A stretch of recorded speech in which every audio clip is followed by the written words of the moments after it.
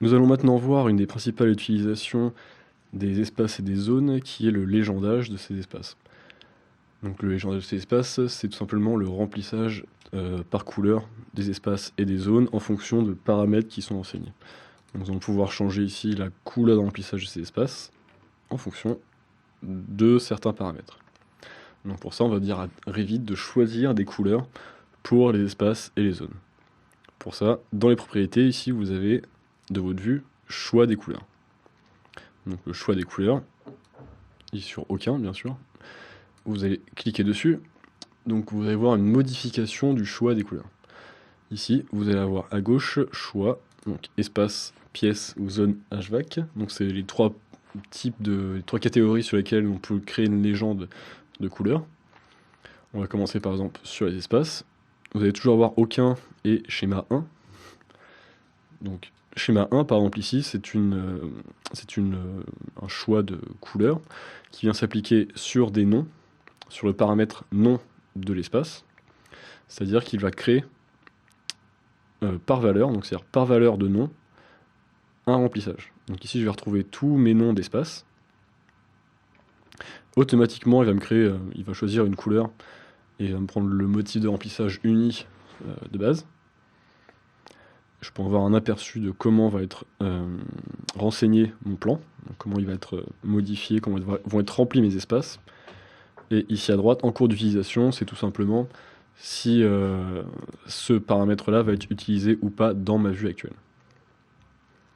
Donc pour l'instant, je vais juste valider, par exemple, avec le schéma 1, et je vais avoir directement une couleur par nom d'espace. Donc c'est assez pratique. Par exemple, ici, j'ai instruction. J'ai 3 salles qui s'appellent instruction. Donc les 3 ont la même couleur. Je vais pouvoir placer un schéma, une légende de ce schéma. Donc dans Analyser, dans l'onglet Analyser, vous allez trouver ici un bouton qui s'appelle Légende de motifs et couleurs, qui vous permet de placer une légende de votre choix sur votre vue, que vous pourrez ensuite utiliser sur la feuille. Donc je retrouve bien tous mes noms d'espace et les couleurs qui lui sont attribuées. Je vais revenir ici sur la vidéo. Hop. Donc tous les espaces sont d'une couleur, donc c'est pas force. Ça peut être intéressant si vous voulez faire un plan par exemple pour les locaux, un local électrique, local sprinkler, etc.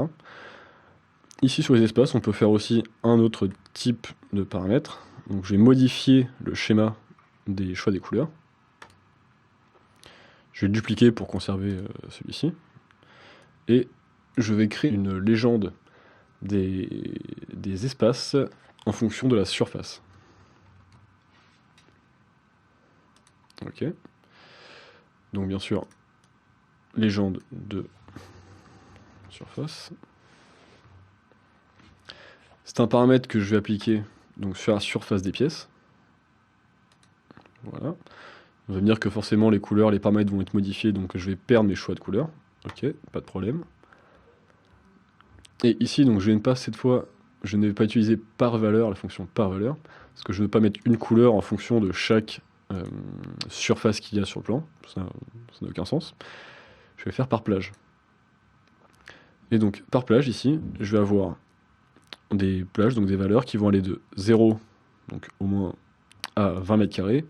Il va m'attribuer une couleur et un remplissage. Puis de 20 à l'infini. Donc je peux très bien incrémenter. Donc quand je vais faire un plus ici, il va m'incrémenter du même écart que le premier paramètre. Donc de 0 à 20, donc il va m'incrémenter de 20 en 20. Donc quand je clique ici, il va passer à 60, puis 80, puis 100. Si, hop, 120, 140, et je vais en rajouter un dernier. Si jamais je rajoute une valeur intermédiaire, donc si je clique sur 100, il va diviser la valeur entre les deux et me rajouter une valeur intermédiaire. Donc 100, 110. Que je peux très bien derrière supprimer. Voilà, je peux encore en rajouter. Donc d'ailleurs je vois par exemple, tout à l'heure j'étais tout en oui, forcément parce que c'était par valeur, donc il me affiche que les valeurs existantes. Là par plage, je vois qu'il y a certaines valeurs qui ne sont pas utilisées. Donc il n'y a aucune pièce par exemple qui fait entre 100 et 120 mètres carrés. Alors, depuis tout à l'heure, on va laisser les couleurs qu'il y a utilisées. Vous pouvez très bien les modifier en cliquant dessus et en changeant les couleurs tout simplement dans ce menu. Et vous pouvez aussi très bien modifier le remplissage, donc ici, le motif de remplissage, pour mettre des remplissages, tout simplement des hachurages, comme typique sur AutoCAD.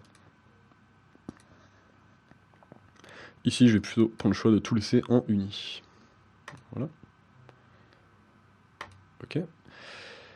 Donc immédiatement, dans ma vue, je vais avoir un changement des couleurs. Ma légende va être mise à jour automatiquement, voilà, avec le nouveau type de paramètre, nouveau légendage. Et toutes mes couleurs de remplissage d'espace ont été mises à jour. Tout simplement. Voilà, donc on peut très facilement créer des légendes d'espace. Par exemple, ici, si je veux vérifier que tous mes locaux qui font moins de 20 mètres carrés, etc., pour savoir qu'est-ce qui est chauffé, qu'est-ce qui n'est pas, je peux très bien créer ce genre de légende. Ici, nous les avons créés uniquement sur la surface. On peut très bien en créer des légendes sur tous les types de paramètres de notre bâtiment.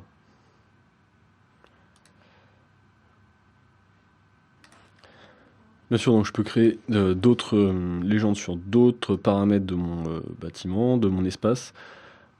Que ce soit, par exemple, si j'ai renseigné les types d'espace de mon bâtiment, je peux faire une légende là-dessus. Pareil pour le type de construction, ça peut aussi être intéressant. Ainsi que, une fois que j'ai modélisé mon bâtiment, c'est-à-dire j'ai déjà placé des luminaires, des bouches d'aération, etc., je peux très bien, si j'ai placé des luminaires, me faire une légende sur les moyennes d'illumination. Comme ça, je pourrais vérifier si je suis dans les clous au niveau de l'illumination de mes pièces. Pareil pour tout ce qui est ventilation dans les pièces, savoir quel est l'écoulement, le débit d'air par pièce, etc. Là, je vais en créer une autre. Je vais changer de paramètre. Plutôt qu'être sur les espaces, je vais le créer sur les zones. Donc cette fois, je vais prendre le schéma 1, je vais le garder par exemple. C'est pour faire par exemple des zones de traitement. Donc vu que je les ai nommés chauffage central, c'était à 1, c'était à 2. Juste en appliquant ce paramètre, hop, je vais avoir mes zones de traitement avec mes 2 CTA et mon chauffage central. Donc immédiatement, je reconnais chauffage central, une CTA et une autre CTA. Et j'ai les escaliers ici qui n'ont pas été renseignés, donc qui sont d'une couleur neutre. Je peux aussi renseigner d'une autre manière ici, choix des couleurs, schéma 1.